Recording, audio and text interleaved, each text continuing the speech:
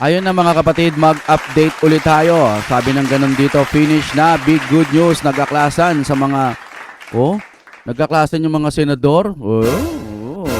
What is this mga kapatid?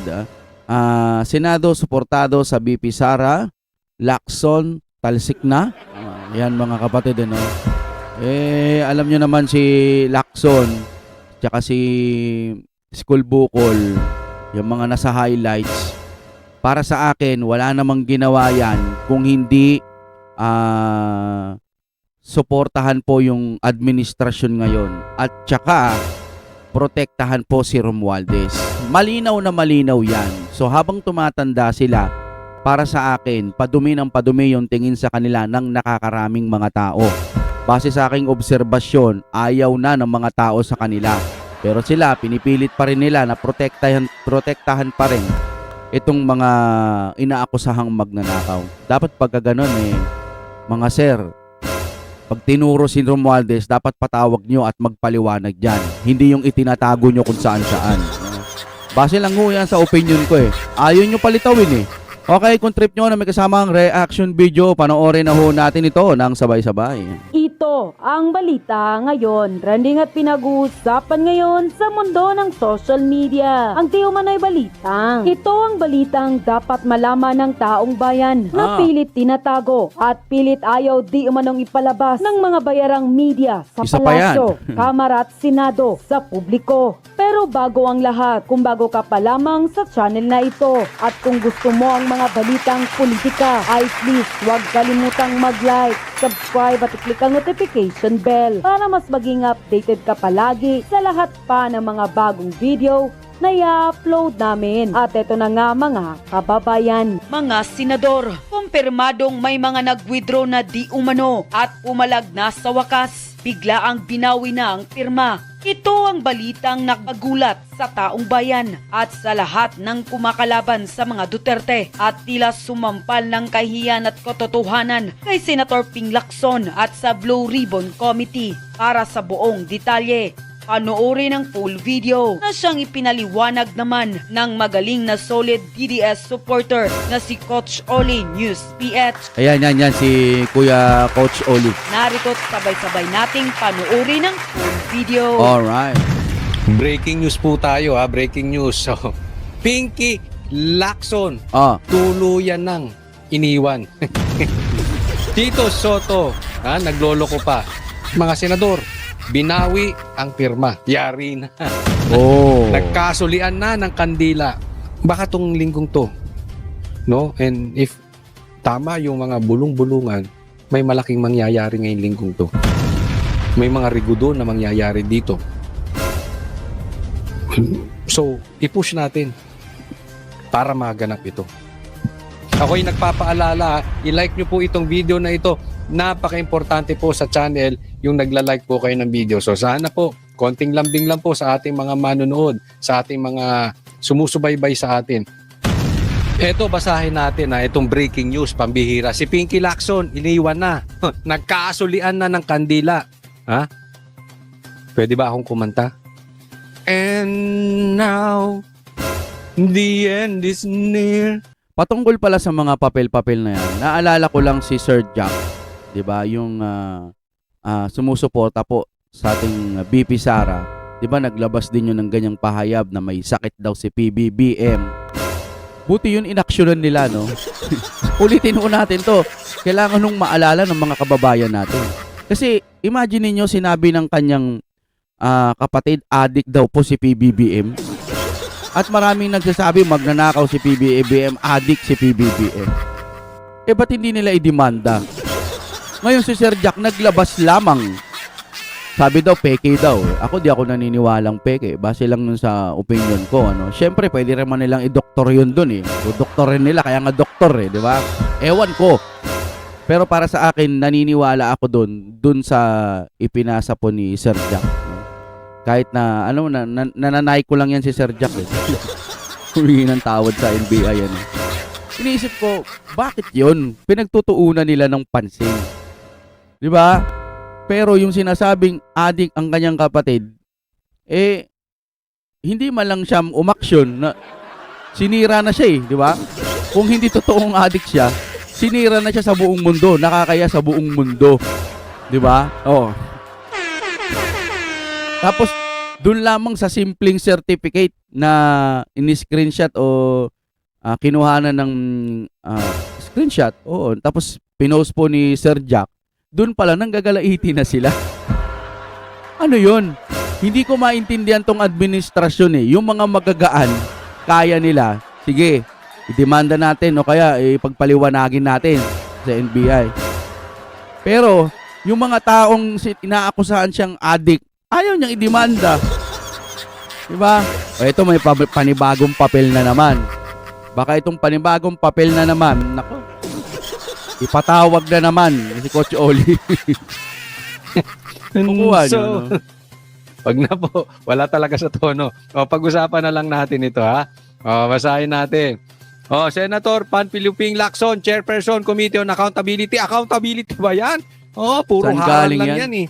O, puro halang lang yan si Lacson. O, Committee on Accountability of Public Officers and Investigations. May investigasyon bang ginagawa ito si Pinky Lacson? Wala naman. Puro lang naman. Ano? Proteksyon. Hindi investigasyon yung ginagawa nito si Yes. Pinky Lacson. Proteksyon. Hindi na nila Ayun, nawala. Sige, tuloy-tuloy na natin mga kapatid. Lowbat. Okay, tuloy-tuloy na natin. Kasi baka hindi nyo ako naririnig ngayon dahil nag-default. Pinoproteksyonan lang si Dear Senate President Pinky Lacson, we understand that there are still additions or amendments to the draft committee report of the Committee on Accountability of Public Officers and Investigations on the issues of corruption. Basahin nyo na lang yan. Merong addition daw. Sa madaling salita, si Subiri, si JB Ejercito at saka si Win Gatchalian, binawi yung pirma. In this regard, the undersigned would like to withdraw our signatures to the earlier draft presented to us until a final committee report has been prepared and to give us more time to study the final committee report. So, hindi sila makapag-submit ng final committee report. Alam niyo kung bakit? Ha? Kasi kalokohan itong mga nakalagay dyan. Ang kakasuhan nila, si Chis Escudero, si Jinggoy, at saka si Villanueva, apaka-traidor nitong si Ping Lacson talaga. Ang karamihan, ang nagnanakaw, ang mga kontraktor nasa Kamara, nasa lower house, mga congressman. Itunuturo na nga si Saldico, si Tambaluslos, at saka si Bongbong Marcos. Bakit ang gusto mong kasuhan yung mga kasamahan mo na mga senador? Pati yung dating senador na si Bong Revilla. Ang gago nito si Pinky Lacson talaga, parang bakla, no? Pagka ganyan, ang tawag nga dyan, di ba, pagka may mga ganyan tao, at mga takot, tawag dyan, bakla. Bakla ka pala takot no? Hindi, tawag yun, di ba, pagka bakla ka pala takot ka urong bayag ka yung mga gano'n, no? Sample lang mo yun, ha, sa mga usapan. Siguro, bakla ka pala Anak ng teteng ka. Pero, di ba, alam na ho natin na lahat ng inaakusahan, nandoon po lahat lumalanding sa kamera. Pero bakit anong ginagawa niyong mga magic, nagbebendalo kayo, na bakit itong mga kapwa senador niyo yung inaatake niyo? Kabaklaan yan, ganun ba yun? Hindi naman lahat ng bakla duwag. Minsan mas lalaki pa nga yung mga bakla, sabi nga doon ni Black Knight, di ba? Pero minsan nakasanayan ng tawag yun. Pag ganyan, bakla ka pala Talaga nga naman, oo. Tumatanda kayong nangangamoy, anong bang tawag dyan? Puro pera na lang ang nasa laman ng utak ninyo. Meron tayong Diyos. Ang Panginoon natin hindi nagbibiyaya base lamang sa pera. Ang Panginoon nagbibiyaya minsan sa kaisipan, sa sitwasyon ng buhay. Kapag ang kaisipan mo tahimik, mas okay yun. Kaysa kayo, binibigyan kayo ng maraming pera, yung utak nyo naman, halos di na kayo makatulog at sinusuka kayo ng mga tao. May mga ganon, di ba? Ang hirap sa inyo, ganong perang halaga, sa bagay, baka malaki, bumibigay na talaga kayo. I mean, traidor. Usually yan, nagtatanggulan. Tuloy-tuloy na natin, mga kapatid. Kayo magkakasama sa Senate. Yung iba magkakasama sa Congress, sa lower house, mga congressman. Ito si Pinky Lacson, wala. Talagang ilalaglag yung mga kapwa niya senador na wala namang kontrata, wala namang, hindi naman nag-astang contractor, wala namang ghost projects, yun ang pilit idinadawit ng administrasyon, ng party nila, Boeing, etc., etc. Ito naman, si Lacson sang-ayon. Di ba? Wala ding paninindigan, bakla talaga eh. Hindi, sorry hindi ko sinasabi yung mga bakla, pero yan kasi, yan ang tawag dyan. Imbis na panindigan niya, teka muna, bakit puro mga senador ang gusto nyong kasuhan? Correct. Hindi yung congressman, dapat ganun, nanindigan siya. Hindi na nga siya nanindigan, nagpapagamit pa siya. O ayan, binawi ang pirma.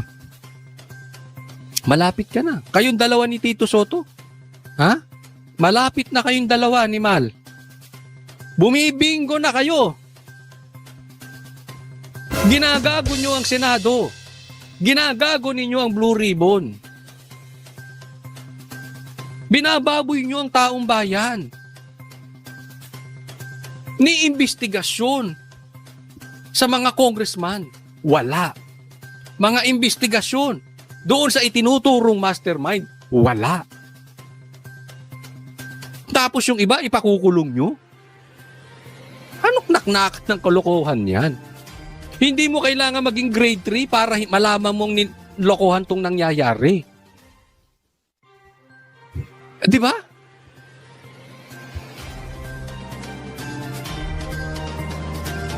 Kaya mga senador, gumising-gising kayo. Tapos magrereklamo siya dun sa minority report na ginawa ni Amy tsaka ni Marcoleta. Yun naman ang talagang nangyari. Ang report na gustong gawin nito si Lacson, ilaglag yung mga kapwa niya senador. Di ba? Ito'y parang sulian ng kandila. Teka muna, huwag tayo dyan. Kayo mga senador, hindi ba kayo gagalaw? So, uubusin kayo dyan. Maniwala kayo sa akin. Pag hindi pa kayo gumalaw, pag hindi nyo pa pinalitan si Tito Soto, uubusin kayo dyang senador. Ilan pa sa inyong gigipitin? Sa tingin nyo, pag nanatili si Tito Soto, maiimbestigahan talaga yung mastermind? Di nga. Sino ang naniniwala sa inyo? Tanungin ko kayo. Sino nanunood dito na naniniwala pag inimbestigahan si Tito Soto, pag nagtuloy-tuloy na Senate President si Tito Soto at Blue Ribbon Chairman itong si Pinky Lacson, mapapalapit tayo sa mastermind? Baka kayong mga sikat na senador, kayong isusunod na gawing sacrificial lamb. Kayong susunod na fall guy. Ganyan ang ginagawa nila para kunwari meron silang natitiklop na big fish.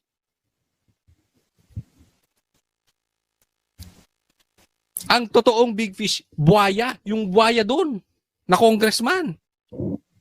Yung buhaya doon sa Malacanang.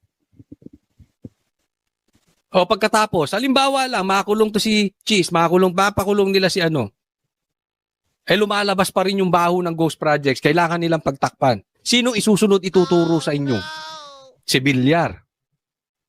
Si Loren, dahil binubuko si Lebiste. Mga Cayetano, dahil naninindigan ayon sa batas. Sino pa? Ano pa inaantay ninyo? May galaw-galaw naman. Lahat talaga kayo, babanatan kayo dyan sa Senado. Ito, tingnan po natin. Eto po bigyan natin ng komentaryo. Ito yung sinasabi ko sa inyo kanina. Pinapakasuhan etong mga senador. Kaya nga naman, talagang natauhan. No, natauhan at binawi yung pirma. Kaya nga po, gisingin na natin yung senador.